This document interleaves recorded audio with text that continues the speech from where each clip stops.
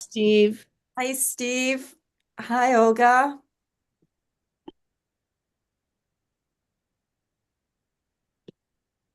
Hi, everyone.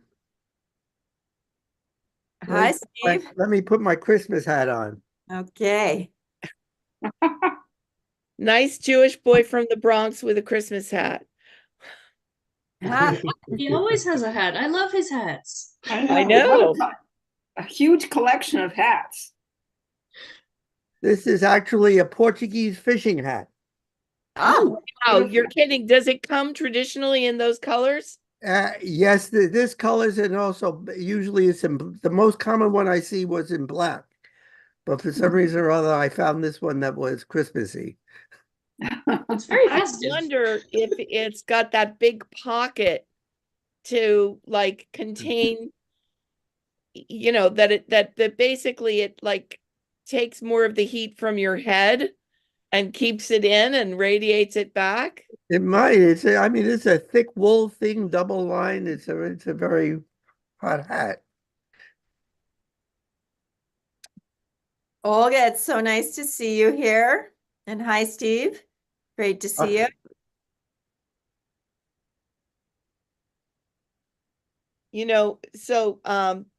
Jessica, that course that you and I were in that Mariana and Leonid did, I keep asking Mariana for access again to that course because I've got to tell you, it is very dense Yeah. Yes. and it is amazing. And I am still going through that material over and over and over again. How was it for Yeah, you?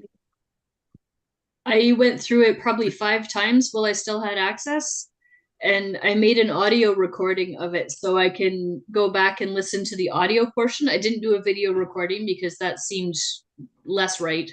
But I have the audio from it so that I can go back and catch up on bits that are fuzzy because there's plenty that is still fuzzy.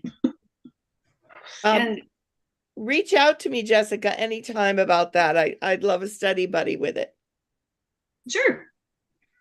I don't know if I know how to get a hold of you. I thought I had your email. I'm gonna look, okay? You might. Yeah. You could just put your email right in the chat, Susan. Yeah, I'll put my email in the chat, okay? Sure. Susan, Yes.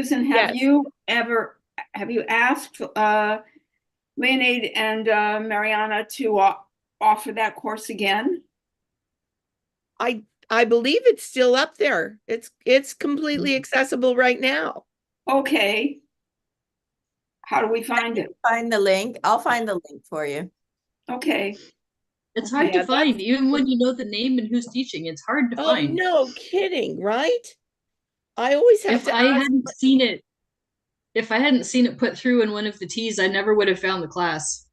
Right. Mm. Yeah. It's an amazing class. It's very okay. So I'm not a manual therapist, but I took it because of the kind of the depth of the material, right? And I wanted to see, I'm always interested in how people are teaching biotensegrity. And it is an amazing class that is about as sophisticated a level as you can get right now. Yeah. And Mariana is of course doing also a course for physiotherapists with the group of 8 physiotherapists. That's an amazing class. I'll But find the link for that as well. okay, great. But that's only for physiotherapists. And it's a great There's class. other ones out here. There's other There's other therapists out here who are trying to figure out how to incorporate the concepts in what we do and how to explain what we do to our people. who are not physiotherapists. Mhm. Yeah, so the physiotherapy group, the 8, well, I talked to Mariana the other day and I'm encouraging them they want to make a sort of part 2, a deeper level for the physios. And I said, please also consider making a version of the course that's open to anybody. Mm-hmm.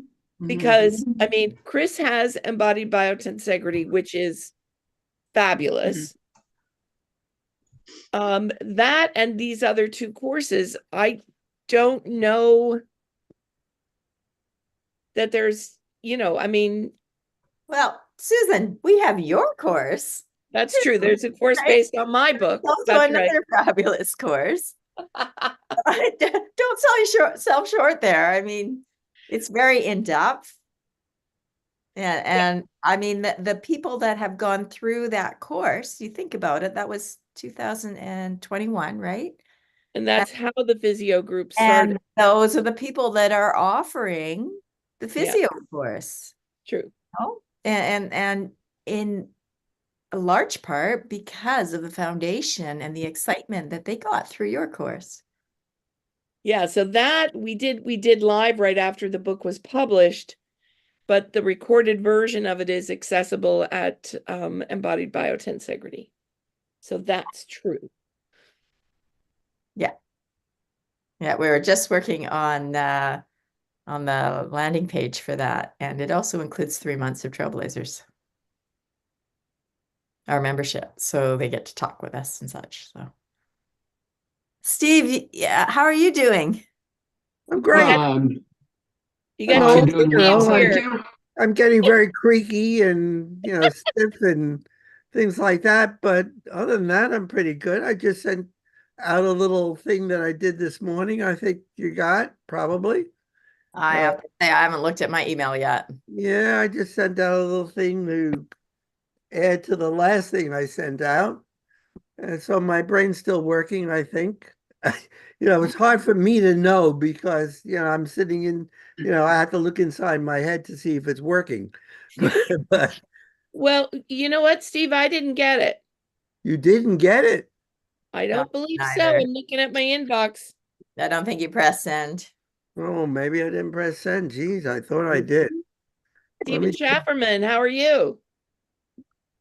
That's I'm well, thank you. I got a little bruise from a bike spill last week, but that's almost resolved.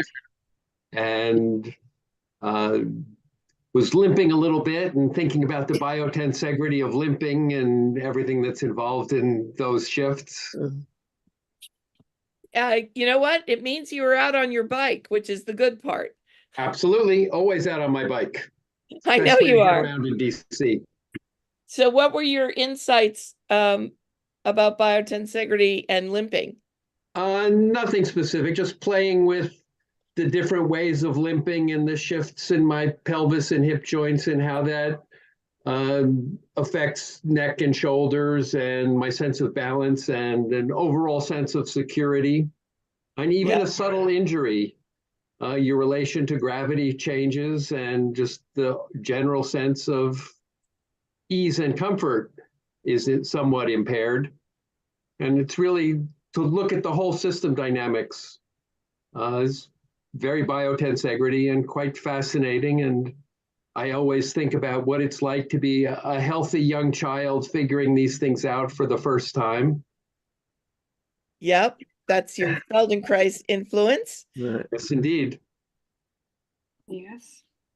And and there's a lot a lot to be gained from whole body movement for your crash, whatever was going on with that crash. But you need to go. I mean, it's the whole body movement that makes it all safe. Every movement is whole body movement. No, Yes. they're patterns, but you want to go through the basic patterns so that it's a way of remembering what both the basic patterns are. Well, I language things differently, and Okay. but from my perspective, every movement is whole. Even just doing this involves my shoulders and down to my hip joints and pelvis, and so. I think actually Diane agrees with that structure, Diane, Yeah. but when you say it's not always, do you mean it's not always optimally integrated as a whole a body movement? I think you have to make the effort to do that. And because you know, we develop those patterns to get us up on 2 feet. And we practice those patterns to keep us there till we're 100, right? And it's that process that I'm talking about. It's that always renewing the patterns. Yes, you move one thing and everything moves. That's wonderful. But to me, it's the pattern recovery that puts me back to center. You know, and you have to think about this when you're getting older. Again, I'm sure what we do is compatible, but I language things very differently. I look at the whole body as a dynamic system, and I generally avoid the word body and prefer to say person. And from my perspective, everything we do involves moving, sensing, feeling, and thinking and relating actively to the world around us. Yes, and if and learning is ongoing. Every day you're a slightly different person. Every day there are new cells and tissues and new possibilities. And so every day is an opportunity to become more aware and skillful, to outgrow back pain, outgrow arthritic changes, outgrow the creakiness that Steve mentioned in his recent experience. And that's really the core image that I use in all of my therapeutic work, is that if we look at the way young children learn to walk and how they outgrow crawling and leave it behind, we can at any age apply similar practices and processes to outgrow problems. That's what I'm saying. Yes.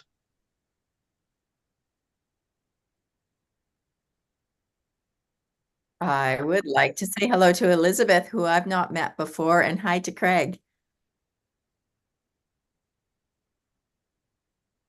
Hold on, I'm coming.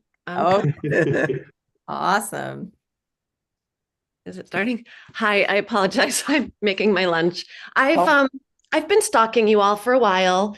Dr. Levin and I have corresponded. He graciously gave me his permission to take a screenshot of one of his videos where he's talking about the needle sculpture and the swan's neck. I actually use that with my clients to explain why when they're prone, they don't need to actually have their head falling down. That actually, if we have tensegrity, the head will be aligned so that when we're in this shape, the head won't fall to the floor. And I got a student to actually just improve the pixel quality or whatever. So it's a really nice picture that I can expand if I'm with a Zoom client. I can actually put it, maybe, I don't know. Is there a way I can attach a picture and put it in and then you can see it? You can share screen if you want, but Elizabeth, can you tell us where you are and what you do? Oh, sure. So I do many things. Let's see. I came to craniosacral therapy through the back door. I actually have a degree in theater. And in order to basically have skills, I thought I was going to become a PT. And so I did pre-med, but then I ended up going to the School for Body Mind Centering and studying with Bonnie Bainbridge Cohen. And so I'm a practitioner of body mind centering. I'm a continuum teacher. I'm very heavily Upledger and Baral trained, but also biodynamic and somatic experiencing. And because of an injury process, I actually have started leaving most of my manual therapy behind and doing Fajardo method of holistic biomechanics. And so in my own healing process and my fascia changing, I got into biotensegrity and I've read the book twice now, and that led me to fractals and chaos theory. And so I'm just like soaking up all the neuroscience that I can right now. And I'll see if I can figure out how to You can upload a file in the chat. if Yeah, that- I'll figure it out. I'll mute myself and then stare at my screen for a little while you. And where are you, Elizabeth? Oh, Where are sorry, you I doing all forgot. of this? I'm in Manhattan. So Yeah, and I've seen your website. I've seen your website, Elizabeth. You've got a lot going on. That's great. So I'm a somatic movement therapist, and I mostly don't do the manual therapy anymore and just do holistic biomechanics because And so- tensegrity is where it's at. So you must know Martha So Eddy. I know Martha Eddy, yes, of course. Yeah. I normally bike ride all over Manhattan, but the other day I was on my scooter and I took a really huge fall. I don't know what the wheel hit, but I went flying. And oh my gosh, it's the first time I ever felt like I bounced. And then the next day, I was doing something on my knees and I thought, oh, that knee's a little sore. Oh yeah, I've got scrapes and cuts all over it. But really, it just bounced back so quickly because the fascia is so responsive. It's just, all the geeks like me, I recommend the book too, Biotensegrity. Which And book? Graham's book? Graham. Graham and with, I guess, Dr. Levin is the forward or co-author. I forget how it's credited. And Yeah. Susan, I don't have yours yet, but it's on my list. Thank you. Christmas present. It's a great book. You'll love Yeah. this one too. It's got so many experientials in it, which are great for those of us who are kinesthetic learners. And Chris, is your site Embodied Tensegrity active? You know what? Thank you for Yeah. asking. We just sent out our email today and I'll find the link. And Yeah, now put it in. we're finally going public with it. So we've got, literally, we just put it out today, set up. We've been working with our members since 2019, I believe it was. I can't remember now. But now we've got a whole website and we've started a free community discussion space where people can hop on. And we really want that to be a place where people have their discussions, ask their questions and respond. Also, we've got a membership. Diane is part of our membership, as is Susan. And Steve often is. Sometimes Steve comes. And so I feel very lucky because I get to hang out with these people where we're having conversations similar to the Tea Party conversations, but more intimate, and there's more opportunity for discussion, wouldn't you say, Diane? Part of what we believe is that when everybody has the space to come together and offer their own experience, their own knowledge, that together we all learn more, we learn better, and we can even innovate. So yeah, I'll find the link and put it in the chat for you. Steve, when a few weeks ago you were talking about stretching and you said, I really don't understand stretching. And then a few weeks more, you started to talk about your understanding of stretching. And I'm interested in hearing more about that. Going back to, okay, what is it you regard it as and useful for, maybe, or not? Were you interested in talking about that? Well, it's still a puzzle to me what exactly we mean by stretching, because tissues, when you do anything, they change phase. So I'm not sure if when we're saying stretching, we're just saying we're changing phase of the tissue so it allows it to move out. My last bit now, the one I'm working on right now is topology, which is the structures changing. The classic topology is a teacup and a donut are the same structure from a topologist point of view. And it is my feeling that when we're talking about things like our body changing shape, we're really doing a topological theoretical model. And topology has all sorts of crazy things in it that I haven't a clue about at this point. And I've been trying to get a clue, so I wrote to a professor who wrote a book on it. I haven't heard back from him yet.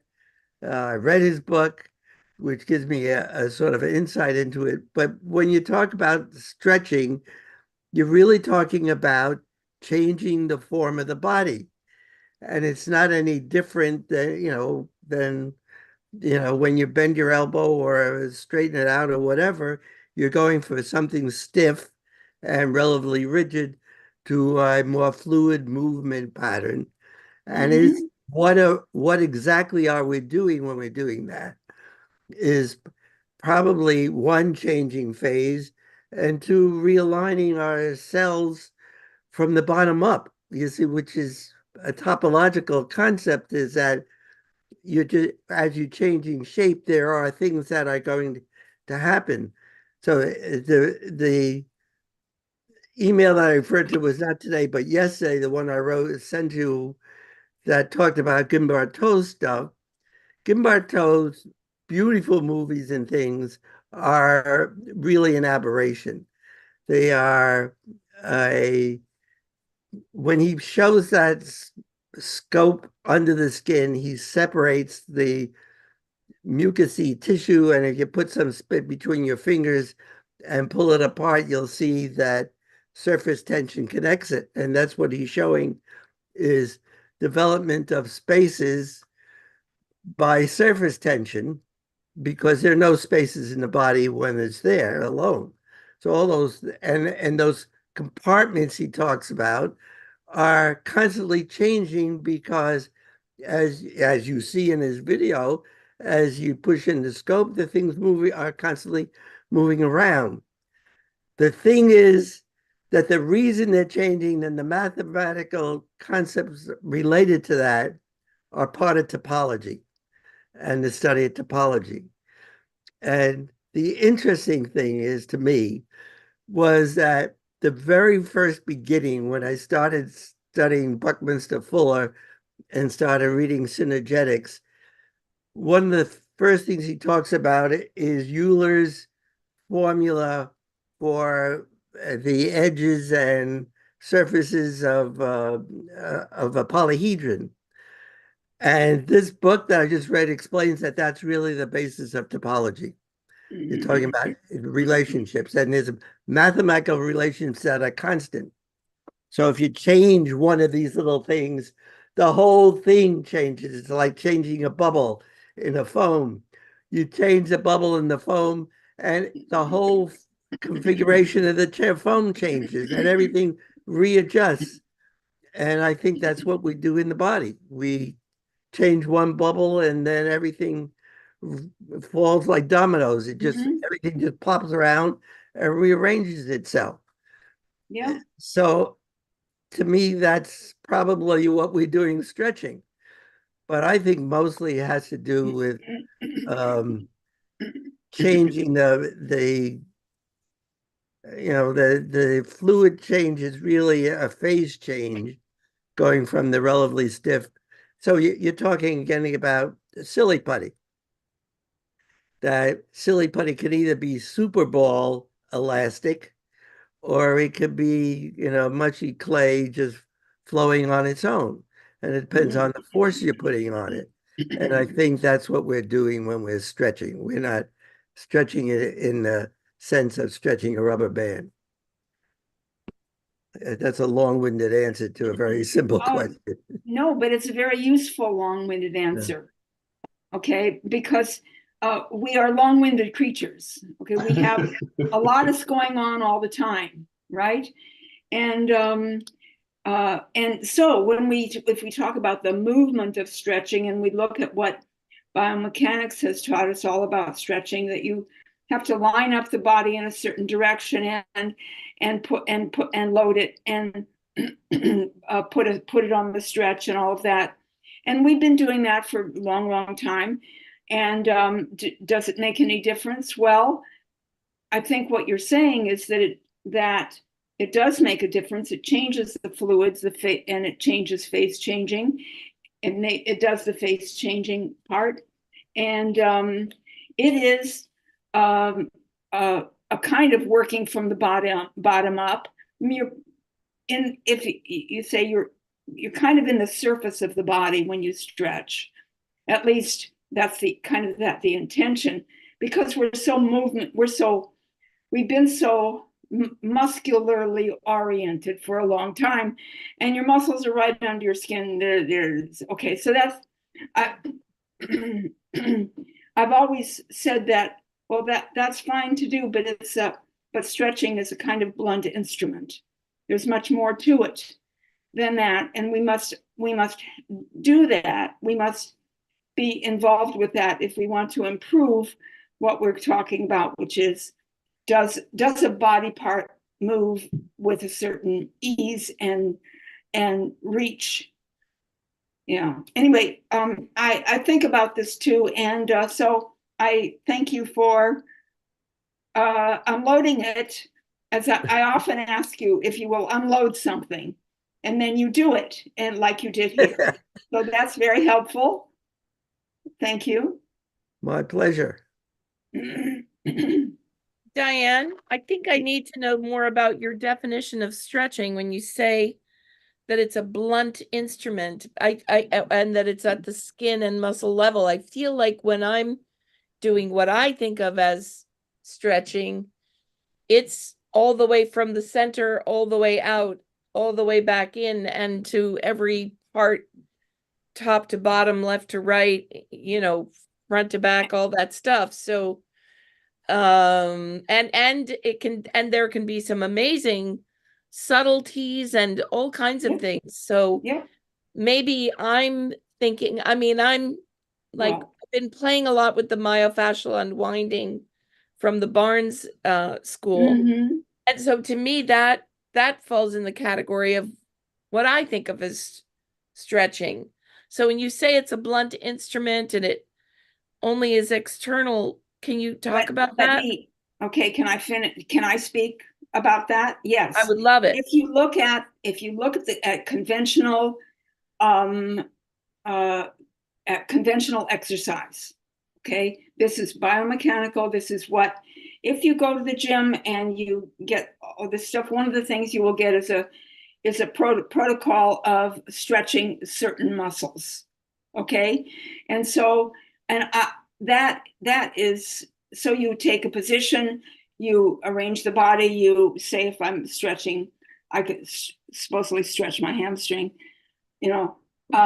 yes, you will do that, and you will do something they call stretching, and that is a blunt instrument. That only goes so far. I mean, one of the first things we don't have when you do conventional stretches is a sense of the crossovers, the crossover of the way the fascia works and how all of it is all connected. You can't just stretch your hamstring, okay? I mean, you can think of stretching your hamstring, but and there's nothing wrong with that, except that well, one of the first problems is, oh, my hamstrings are tight, right? I disagree. So then I think there's a lot wrong with it, and this whole discussion gets to a core issue that I've been writing about, is that all of our basic anatomy and biomechanics terms and concepts, stretching, attachment, joint, all of that comes from dissecting cadavers in the 1500s. And Steve talks about that in various ways. And what we really are challenged with in biotensegrity is the paradigm shift to looking at the whole person as a dynamic system and the continuous interaction of tension and compression. So the problem with conventional stretching and conventional exercises, anytime you're focusing on specific parts, well, there are no parts. Anytime you're focusing any extra effort on trying to stretch or lengthen one group of muscles, you're invariably stiffening and straining elsewhere. And again, thinking about how babies and young children naturally learn and move, it's a whole body dynamic process where there's lengthening and compressing and shortening all around at every moment, and it's always guided by comfort and curiosity. You know, So and we it's learned, really the paradigm shift. yeah, no, I agree, but I also agree with what Diane was saying about that thing that gets labeled as stretching, right? To me, Yeah. that's a very narrow definition, but I do understand that, like, we had that whole series of discussions and such on stretching. And I learned during that time, right, that physiotherapists trained during a certain time were told that stretching was a certain thing, and they were taught a certain thing. And it had nothing to do with like my personal definition of stretching, which is more like, what all animals do.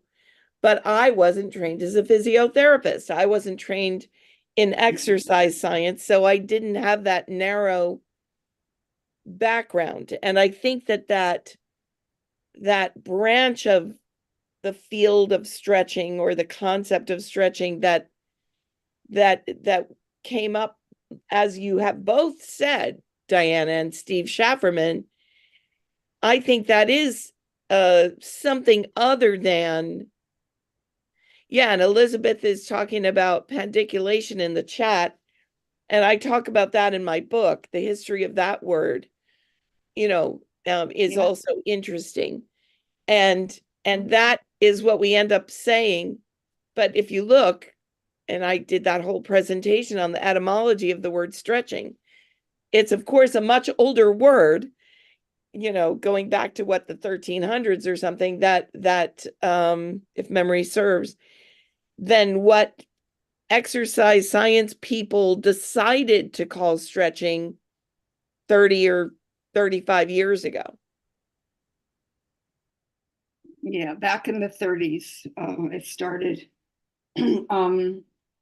I will throw this in, and because Steve studied with Vladimir Yanda, and one of his presentations of the body was about postural and phasic muscles.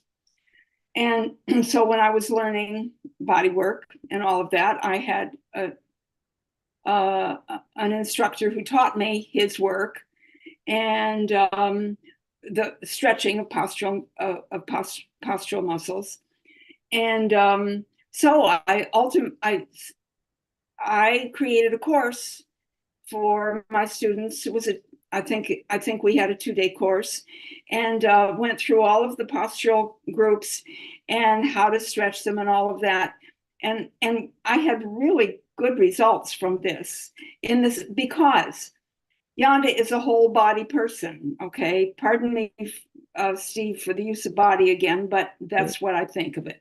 Okay, the body is there, and Yanda's presentation of postural and phasic muscles was just another way of looking at the whole body and how it was all related, as Steve is saying here. Okay, so when I would give this course, and people would learn all these different stretches and all that kind of thing, they would go away very happy and do lots of good stuff with it, and be very happy about that, because they had a workout of the relationships and all those related parts. And so now they thought they were just doing individual muscles, but they weren't. They were doing the whole thing.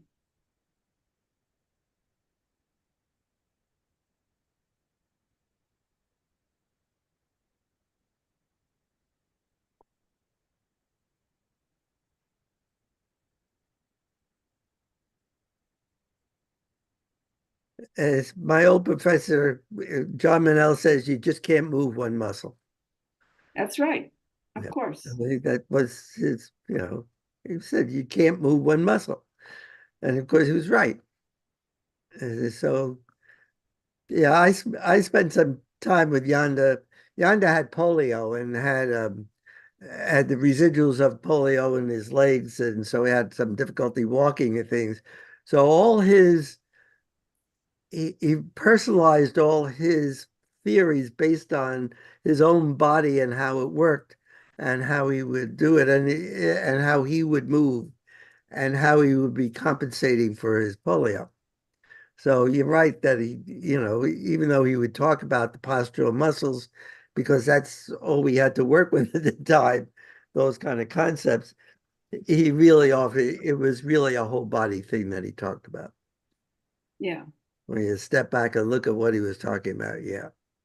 Because he was figuring out how to move his paralyzed leg, that kind of thing. Yeah. Well, his students took that material away and put it and used it. And they didn't have to deal with their own limitations and all of that kind of thing. I appreciate that he did. Of course, we all do. We all do things that our bodies will lean into or not lean into. But his students took that away and found it very useful. It's kind of like, with Barteniev's work, she did this material and she thought this is remedial stuff so I can get to the real stuff. And the students said, hold the phone. No, this is really important stuff and we need to do this. And they made it into a program that we're still using, and continues to be varied, of course. But there was, again, another way of organizing the body in its relationships, supporting those relationships as they are built into our regulatory systems. So I first met Steve at Buckminster Fuller Conference in 2010. And we had a number of conversations over the 3 days. And at the final event, which was a theatrical performance about Bucky, during the intermission, Steve came up behind me and whispered, "There's only one muscle." And then he quickly turned and walked away. So I phoned him a few days later and said, "Was that a test? Is that something you say to people to try to scare them away?" And it's just a wonderful way of thinking that muscle is a dynamic system. And there's muscle, and muscle is like an elastic suit with bones embedded throughout, and the whole system continuously reconfigures.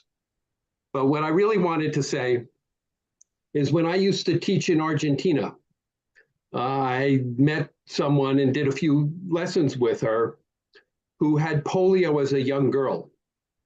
And she then, in her teens, developed a movement therapy process that she worked on as a practice for her whole life. She was in her 60s at the time. She was a medical doctor, and she showed me her x-rays.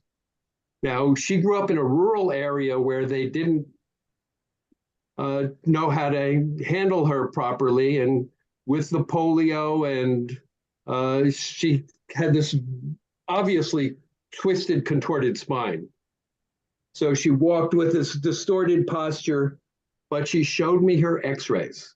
And from the movement education she developed for herself, the spaces between the discs were all beautiful and uniform.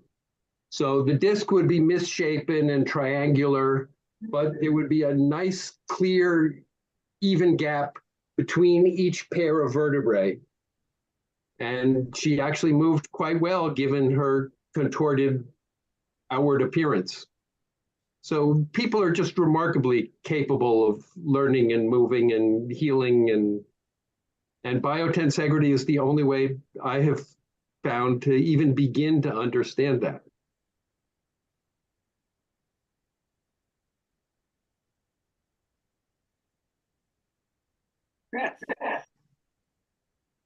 Well, I want to talk about something else. So if anybody wants to respond to Stephen Schafferman, then I will wait. No? Okay. So Steve and Graham and Susan and anyone else who wants to pipe in, I need a primer on push and pull and lift off and push off. Oh, So this Oh. is a pipe cleaner. yeah. Right? And I've made it into a spring by curling it around a pencil. So if I do this, I'm pushing on it, I'm compressing it. And Right. then inside this pipe cleaner spring, there's stored energy, right? Right. So if I release the compression, it pushes back against my fingers. Right. Yeah. Okay. Now, if I pull it, I'm putting it under tension, and it now has stored energy in it. And if I if I slowly soften my pull, it pulls me back. And it goes back to its minimal energy state. So far, so good? So far, so good. Okay. So now, if this were the ground, and if there were, say, a rock on here, which maybe my eraser is not heavy enough, but maybe this will be. Maybe the eraser can be the ground. Oh, okay. Let's just pretend this is a rock or something heavy. So if there were something heavy, that's not my hand. My hand is actually pushing, but something heavy enough, there would be a compressive force because the weight of that object, the rock, say, is pressing down or being pulled to the center of the earth, and the ground reaction force responds so that it's under compression, right? So far? Now, Yeah. again, there's that stored energy. So Right. when we talk about the springy step, when you shift the center of mass, now that stored energy can release.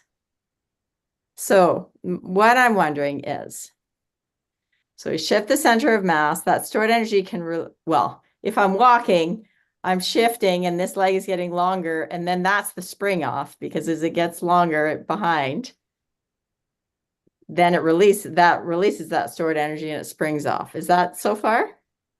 Well, yes, yeah, but you got to be careful here. Okay.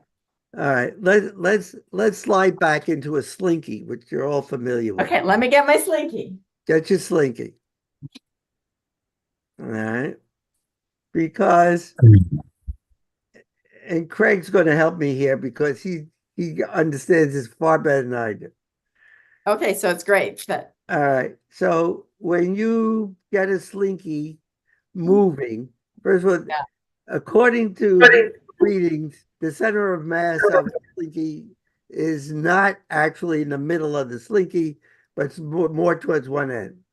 Right, Once the you lower get end. once you get that slinky moving, the bottom part doesn't push up, it's pulled up by the center of mass that has already moved past the point. Right. All Yeah. right. So that's not push, that's liftoff, not takeoff. All right. Yeah. What you're doing when you're moving that center of mass, so it starts pulling forward, that may be liftoff because you get energy from someplace or other. See? But then what's coming behind it is liftoff, not pull off, not And you push can off. feel that I can feel that in my hands. Right. It lifts off. All right. Now, if that forward motion that you got was because you gave it a push and accelerated the forward motion, then you already got the motion going from an external force. You don't have it from the spring itself. You have an external force that has loaded the center of mass and is moving the center of mass. Yes. So if the center of mass is pulling the structure behind it rather than being pushed by it, then it's liftoff, not push off. So if you take a helicopter, say, and you got to put, of course, gas in the motor and all that sort of thing, but there is no change in force on the ground reaction force when that comes off the ground. So there is no push off by that ground. It's lifting off the ground. All right. It's only when you get an increased push down on the ground that you then get a push off. Because If you're sitting there and not moving, everything's in balance. You can't then you can't then draw more energy from the ground unless you do something to it. So we're defining push off then as an action that increases, from neutral, that increases Right, the that push off is force push onto and the pull is a ground. force. Push and pull are just describing forces. Forces are push and a pull. I'm just going to very quickly say, I was talking about this with Steve the other day, and one of the things that I realized I needed to kind of tell myself is that lift off is kind of pull off. You're being pulled. Well, When something's lifting off, it's being pulled up from the center of mass. Well, it's because the center of mass is pulling the rest of it behind it. Exactly. All right. and Now, that, so that this is why I'm playing with this. okay, this what string. I see is an instant of time where you load that center of mass. And that's when I And stepped in. And then the center of mass takes over and pulls you off. So there is a transfer of force. So the question is, when does that occur? So if you are standing still and want to move, you do a weight shift, which compresses the load under that point on the ground, and there's a sort of a push off from that. Yeah. But once that center of mass gets going, it's no longer pushing off anymore. You are now lifting off because the center of mass is moving you off. Right. So then when the center of mass is Once the center of mass takes off, over, it's lift off. so when the center of mass is off the plumb line, then you're lifting off. And I know you've got this question about, well, what happens when we're jumping? What comes to mind for me is lifting, because I have to do this and then I jump. It's way easier to jump if I'm using my arms than if I jump All right. I guess I don't have to. All right, there's a difference. If you go down, and I talked about this with Graham once because we played it out. If you go into a squat and jump, you have more energy in you than if you just go into a squat and stay there and then go from there. Yes. Because with the first one, you have push off. But the second one, you just have lift off. Okay, the first one you have push off, and that means because I go down, then that push off is the added release of that going down the compression, and then that force goes down to lift me. But if you sit there and don't do anything, then that force gets lost somewhere. Yeah, because my tissues reorganize and it's not a spring. It's what's in your tissues is there, but what's in the earth is no longer there. Where does it go? Yeah, well, you got such a massive earth, it gets lost in it. Okay. It gets lost somewhere in it. So you're there. The earth isn't going to be pushing you back anymore. If you do this on a scale, you're standing on a scale. As you go down on the scale, you see that scale will wiggle. Boom, boom, boom, you see, because you're putting energy into the ground reaction force. If you're standing still on that scale, it can't push you back. Yeah.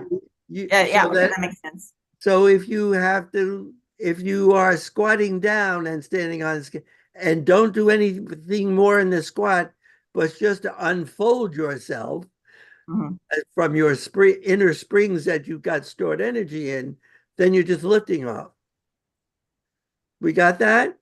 Yeah. So then I had to figure out when do you do both, And so in walking or running, you have two forces going. You have the horizontal force from the, once a body in motion will stay in motion. So you have some movement that's moving you forward as you are moving forward. So that's pulling you.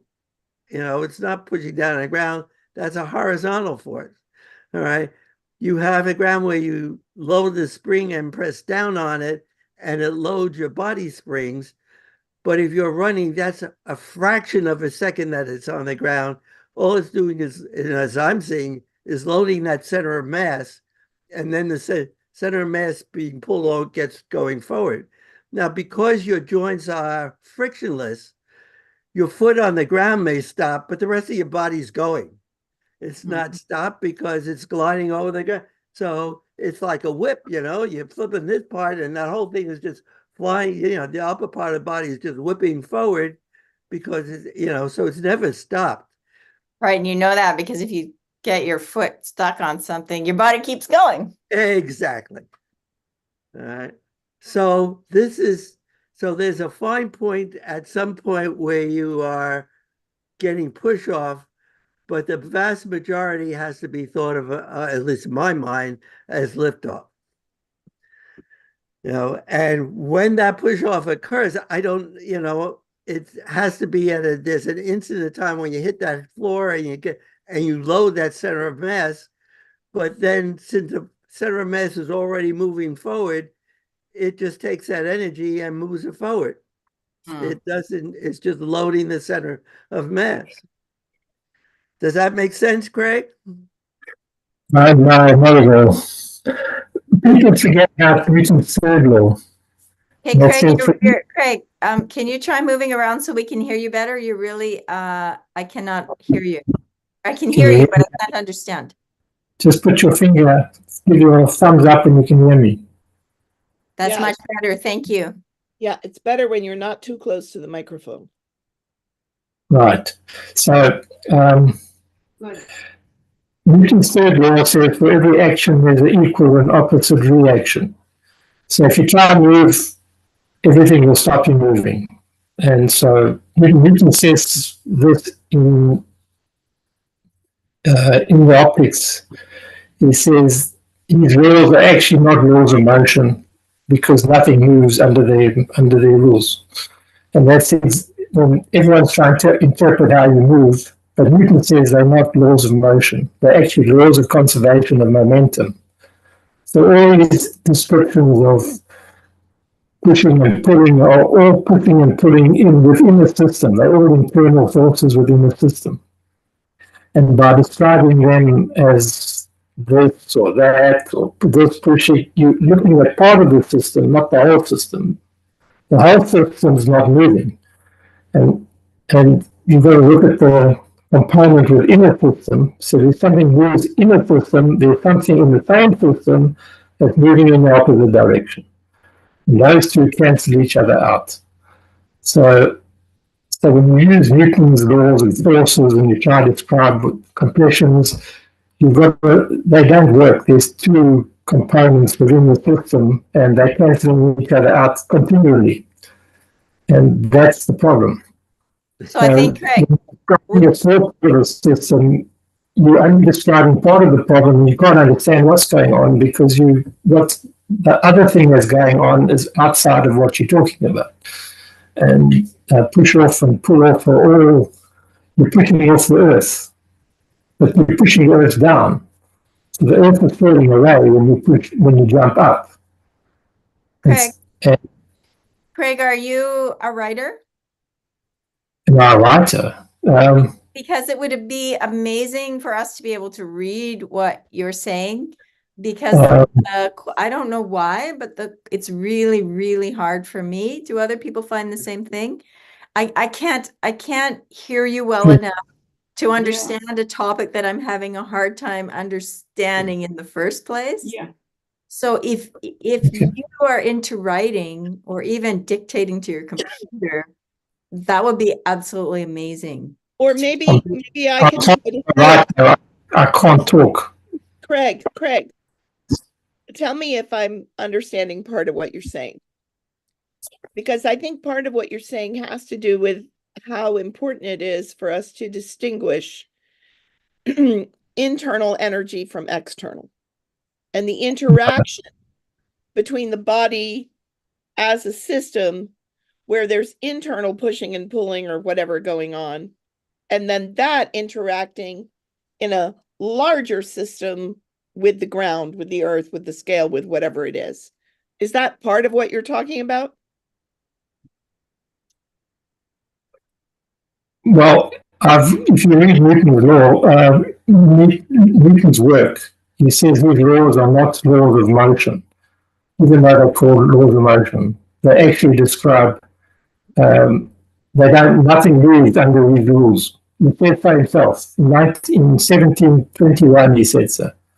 If you look at his laws, nothing moves, because that's what they are. They're laws of conservation of momentum. Okay, stop there for just a second. So just to make sure everybody's together. So what we're talking about is inertia, right? If something's already moving, it keeps moving. That's inertia. If something is stopped, it can't go without something external to it happening to it. That's also inertia. Is that right? No, I'm talking about Newton himself. I'm just talking what he said in the optics. Inertia is introduced by Galileo and other writers. Okay. So inertia, the problem with inertia is if something's moving, it keeps moving. Yes. Then the issue becomes, how do you start moving? If you're not moving, how does something start moving? Yes. Yes. Yes. And if it's got no inertia, how does it get inertia? Wait,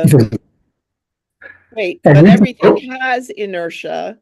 It's the inertia of whether you're moving or stopped, right? Or not. I mean, that's my understanding.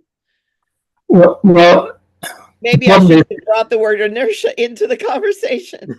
no, the problem is that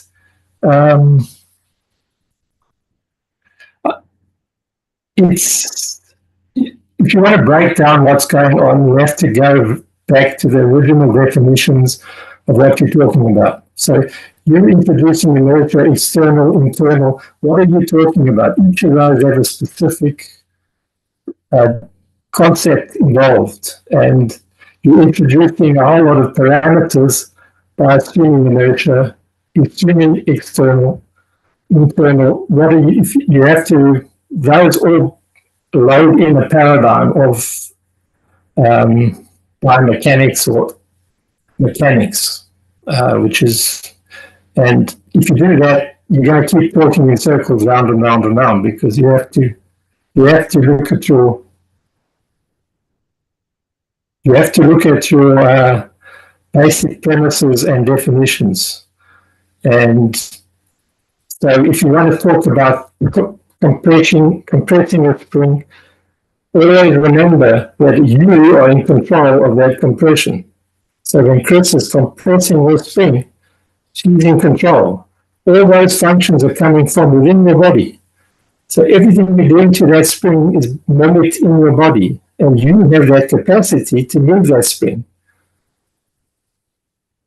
It's all in your body. And that's what you're going to look for. How does the body do this? And so when I was with Feldenkrais, several times I saw him do lessons with people with a bathroom scale. And when someone goes from sitting to standing in the conventional way, and every time I saw him do this, and when I've done this with people, the needle on the scale jumps up to significantly more than the person's weight, indicating pressing on the ground.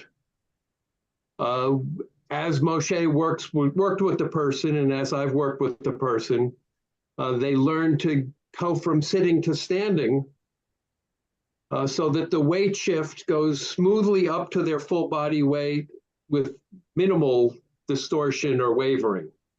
And that's just the springiness of the joints and the reaction forces from within. So there's no excess pushing against the ground, and it's all simply lift off rather than push down.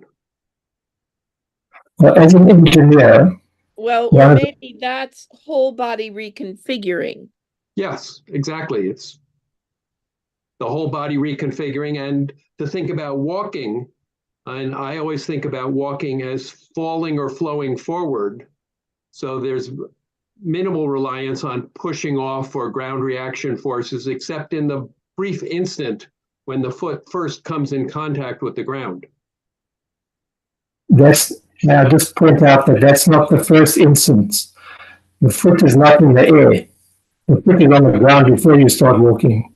You're not parachuting down. So you're immediately jumping into the middle of the process. And Hey, Craig, that's will you sit a little further away from your computer and just speak a little more slowly? Sorry. Thank you. yeah, now. Better. Is that better? Yep, much better. So now just go slow and I think we'll be able to get what you're saying.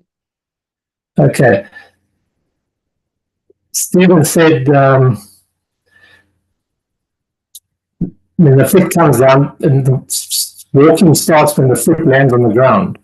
That's not when walking starts. You stand with both feet on the ground. It can't hit the ground. So Yes. the process. Yes, of course. When you're already walking, then there's the moment. But yes, you start with both feet on the ground. You're walking, you're doing it. There's nothing to analyze. So your body's already walked, and now you're trying to analyze what you're doing when the foot comes down. You've got to start how do you lift how do your feet lift in the first place? That's biomechanics says when the foot hits the ground, that's when the gait cycle, the process starts. Are you aware of the heel strike transient? When the foot hits the ground, then you get a spike on your measurements of ground reaction force. Yeah. You're aware of that? I think are you referring, Craig, to the chart where somebody's walking and then they do an analysis and they Yes. show kind of a double bump, and the first part of the bump is like the heel strike, and then the second part of the bump is when the whole foot goes down.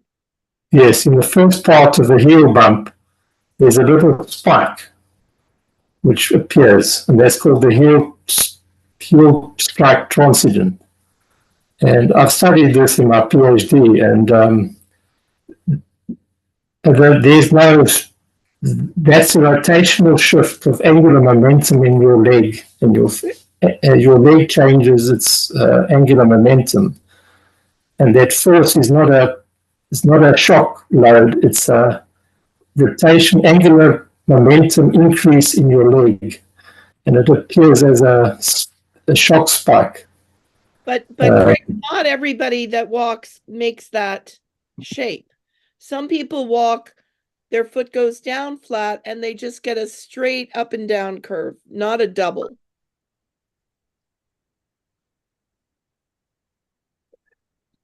Well, this is another issue.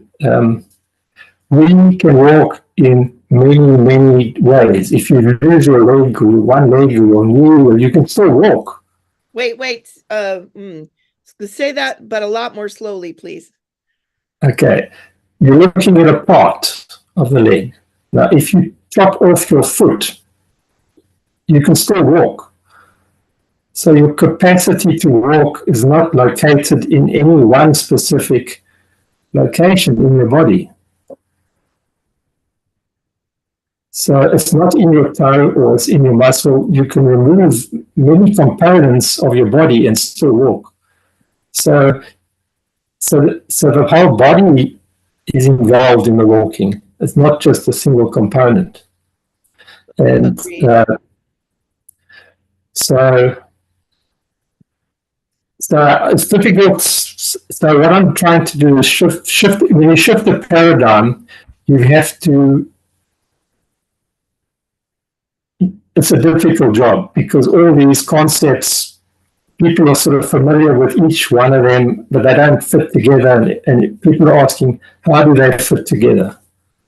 And if you look at the paradigm shift scientifically, it comes down to what is the mathematics? Because without the mathematics, it's not science, basically.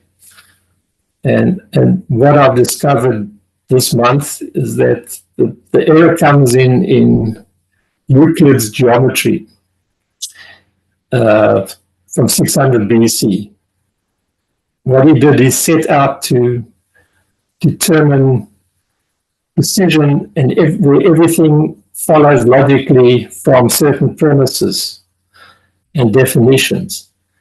And the problem is that his premise, his first definition and all his premises are the problem, because what they do is they make geometry deterministic, which means if you've got a certain condition, you can work out any other condition.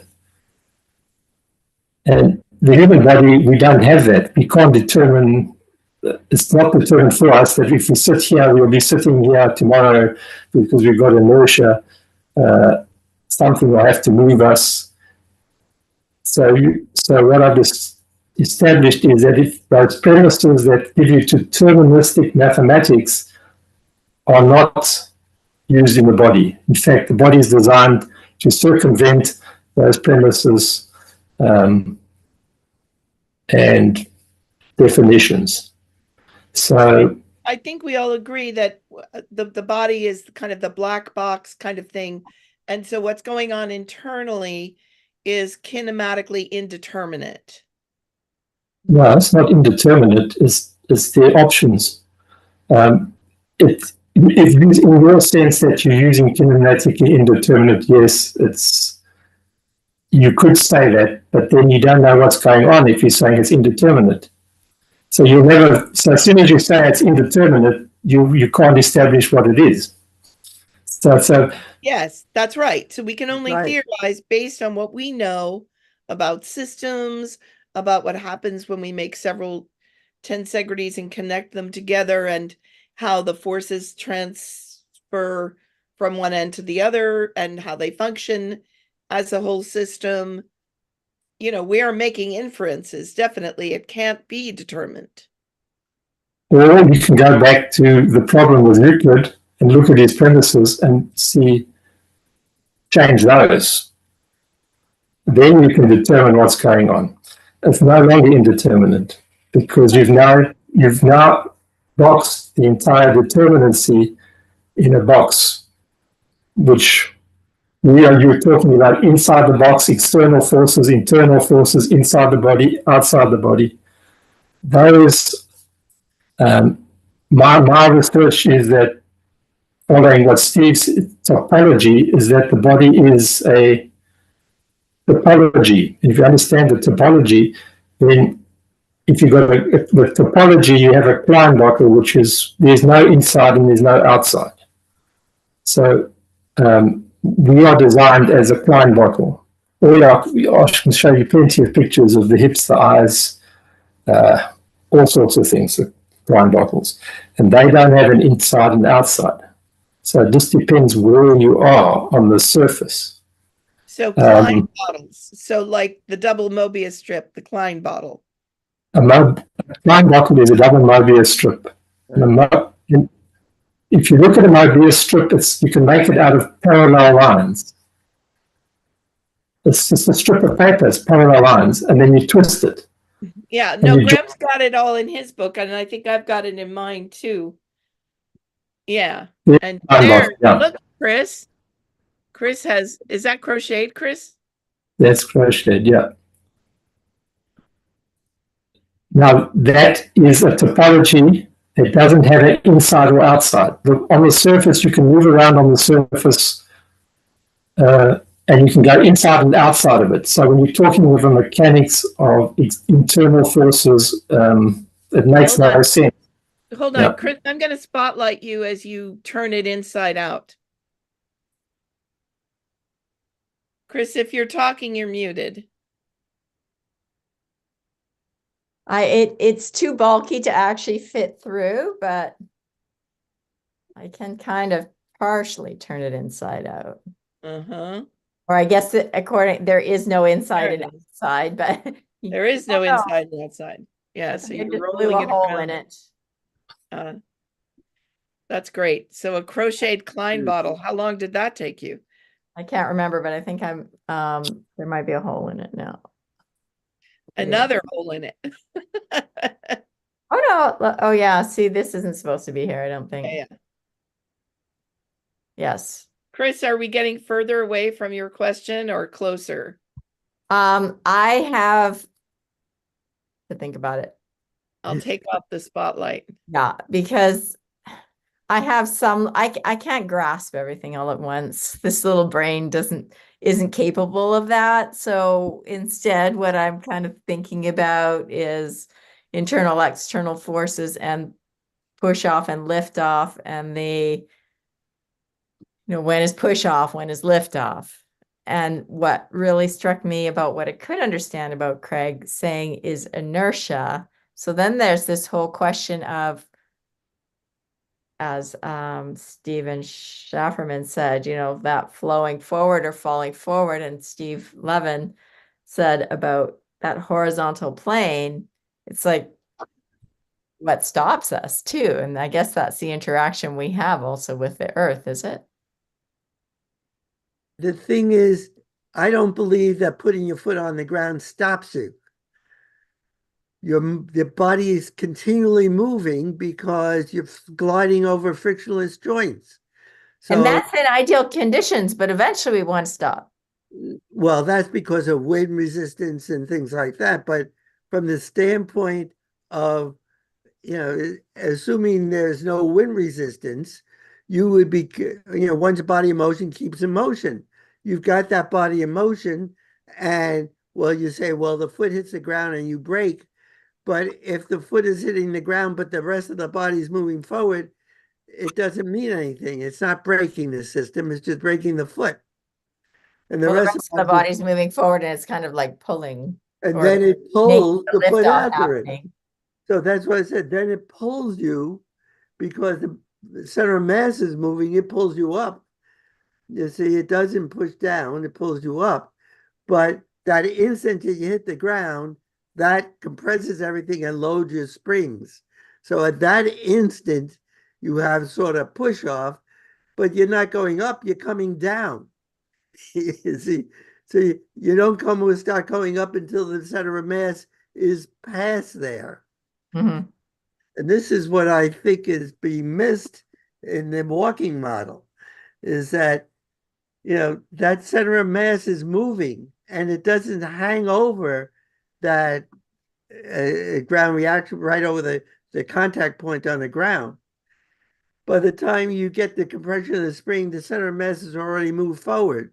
So you're getting the stored energy, potential energy in the system that you got from that press to move you forward. And of course, it's also moving you up. So you're moving up. Once you're up, you're weightless coming down. You see, because that's the laws that if you're so at that point you're coming down, you're essentially weightless. So what I've done is you're weightless. I've put a link to a YouTube video where this guy strings a slinky in a circle around his head, and then he lets it go. And it's very instructive to watch what happens, because the end of the slinky does not fly off. It stays in the same place. So this is what's happening with our body. We are in tension, we twist it up, and when our foot leaves the ground, the slinky decompresses, but the foot, the one end doesn't move. So that's your foot. It can land on the ground. You didn't share the link. It's in the chat. I don't see it. Does anybody see it? No. Have you shared it in the chat? Like press Yes, return? I see it. 1:46 p.m. He shared a link. Oh, okay, backwards. Okay, I thought you had just put it. I see it now. Thank you, Susan, for the clarification. Okay, and it's about if you go to about 4. Should I show it here? I don't know if I can share my screen or. I think you should be able to. All things physics, where we circle around and around, trying to understand the details. The new web creation platform. Craig, are you going to share your screen, or do you want me to share my screen? I can Yeah, To what if- understand, imagine an object being swung around on a string, moves in uniform circular along motion. its Hold to on, understand why the ball I'll do the share curved screen. trajectory. Path does the object Okay, immediately Let's after first think release? about it's at about I'll give you 4 minutes. Does the Well, object Susan's A continue moving in circular motion? Susan's sharing. I'm going to say hi to Along a Olga. straight It's line great to path see tangent to your the name release here. point? Or C, Okay, move in a straight so if you move this to the fourth minute, Hold on.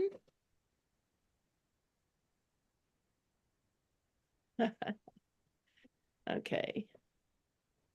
I'm gonna move so what he's doing is so that I can swinging. get to it. So move it to the 4th minute. Yeah, there's that box there. Yeah. There we go. Let's see if that works. How to Should determine the motion of an object in such a frame. that's The the process math. is relatively straightforward, Not gonna but the look at the details math. are better left to a future video. Okay, To you're understand why the asking ball us- continues along its curved trajectory immediately after the string is released, let's You're asking us to look at the math, but I think, Craig, you have to appreciate Yes, that I'm both of looking us at this picture. looking at that math is like looking at something printed in a language we can't read. You don't look at it. Don't look at the maths. Look at this. What happens next? Yeah. Okay. The first no think maths. about something really simple, a dropped Simple. ball. As you would expect, there's nothing terribly interesting here. The moment the ball is released, it begins accelerating toward the ground. But things are not quite so simple if we look at a more complex object, such as this slinky hanging from one end. Dropped slinkies have been very popular on YouTube, so you may already know what's going to happen. But if you've never seen it before, the phenomenon is pretty striking. Notice how the bottom of the slinky remains motionless after the top is released. It almost appears as though the slinky somehow defies the laws of physics. It doesn't, of course. Newton's second law says that the net external force on the system is equal to the mass of the system times the acceleration of the system's center of mass. Thus, the slinky's center of mass will behave exactly like the dropped ball. To verify this is the case, shown here is a slinky and a ball dropped at the location of the slinky's initial center of mass, accompanied by a simulation of a dropped slinky along with its calculated center of mass. As you can see, the slinky's center of mass behaves exactly as predicted by Newton's second law. What's causing the interesting behavior here is the fact that there are internal forces at play. In addition to gravity acting on each coil in the slinky, there's also a tension force from the slinky itself, and the strength of this tension force is larger when the coils are more spread out. The coil spacing is thus a visual display of the tension in the slinky.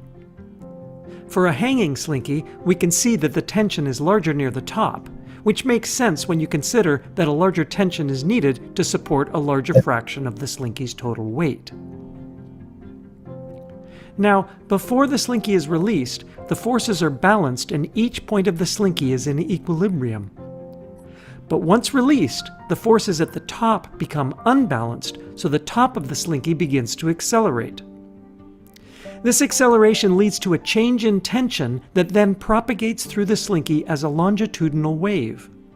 Thus, each point on the slinky remains in equilibrium until the tension wave arrives.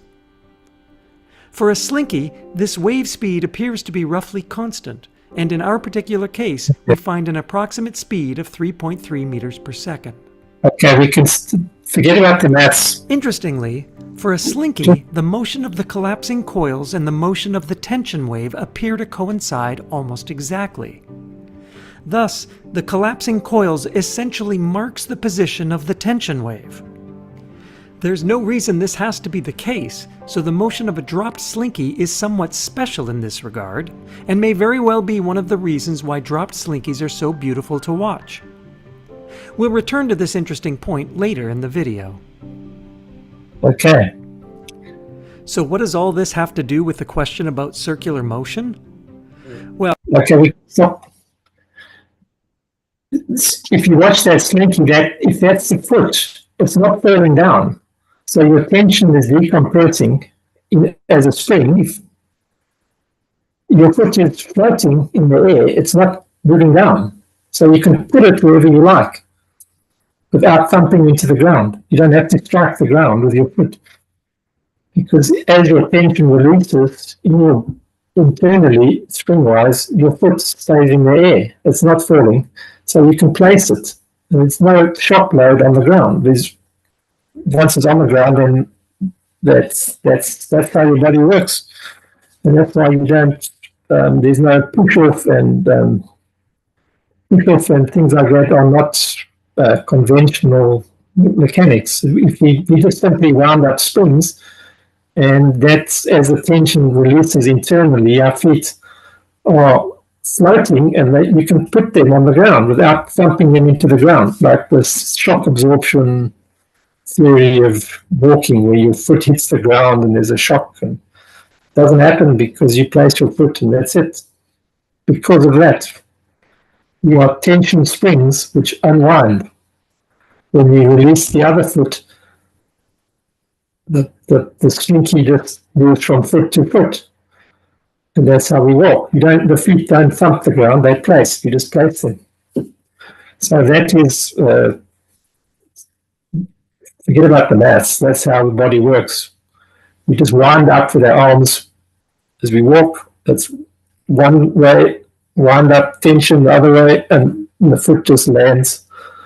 And you place the foot. It's not push off or pull off or stretching or anything. It's just tension or torsional twisting in the body. And you see it from as your arms and legs move, the two systems are tensioning in angular momentum.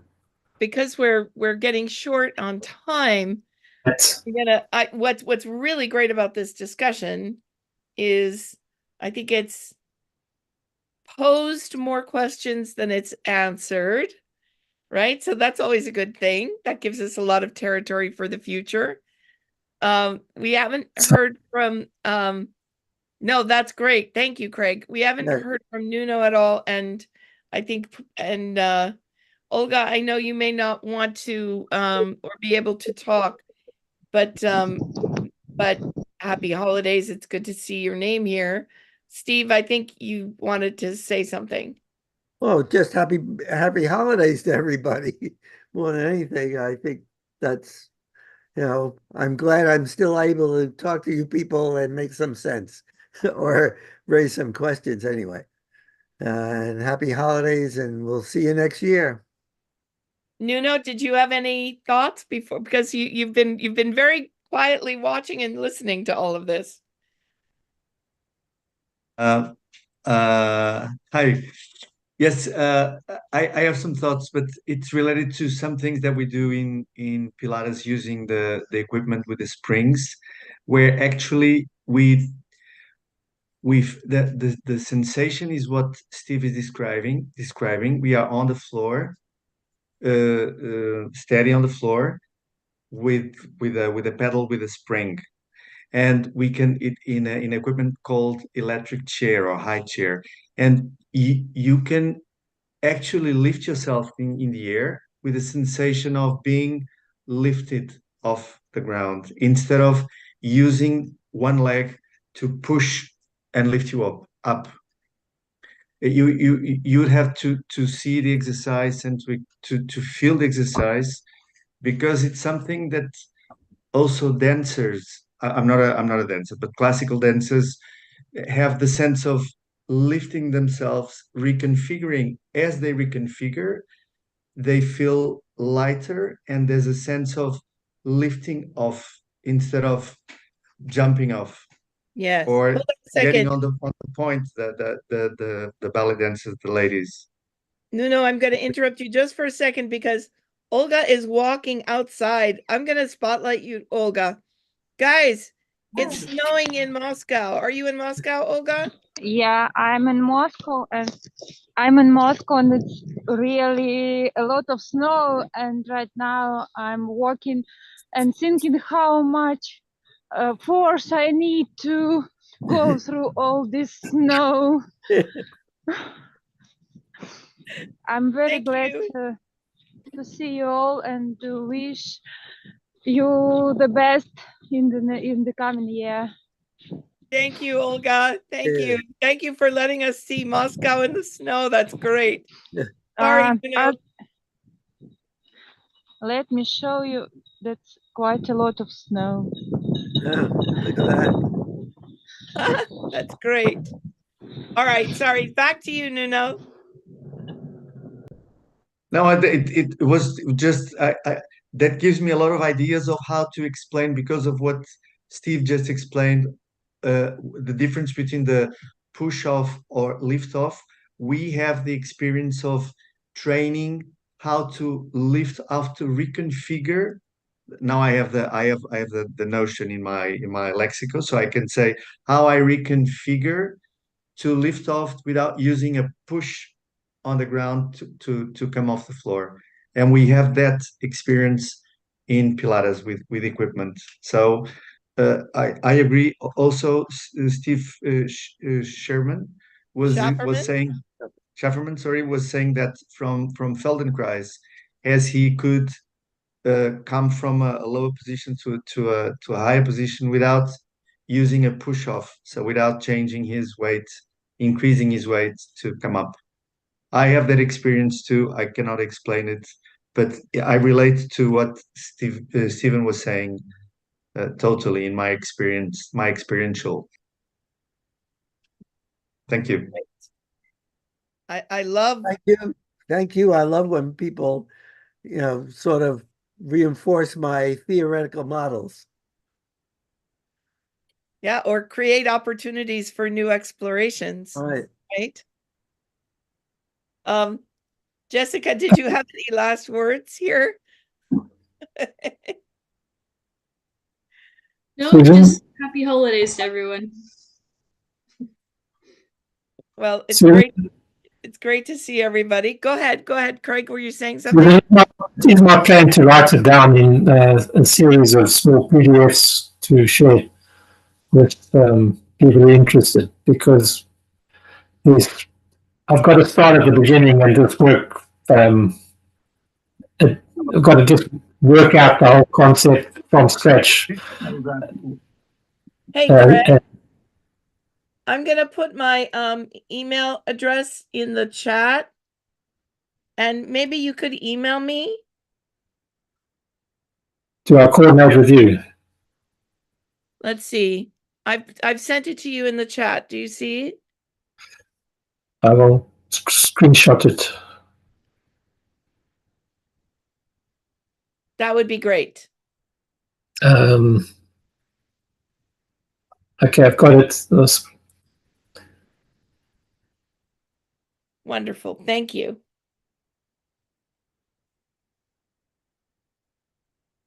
All right. Well, everybody, Happy New Year. We'll see you in 2024. Thank you. I know some of you have donated to the Biotensegrity Archive. We really appreciate that. And of course, we have an anonymous donor who's doubling donations, matching donations. So your money's doubled until the end of the year. So we're really grateful, and we're really grateful for everybody's enthusiastic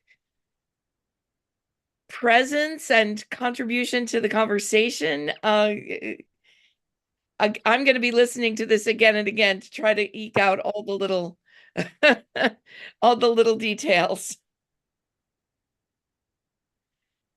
Hey, Steve, you want to raise a toast? Steve, you're muted. You have to unmute. I'm sorry. To all of us, a Happy New Year, and I hope I can continue on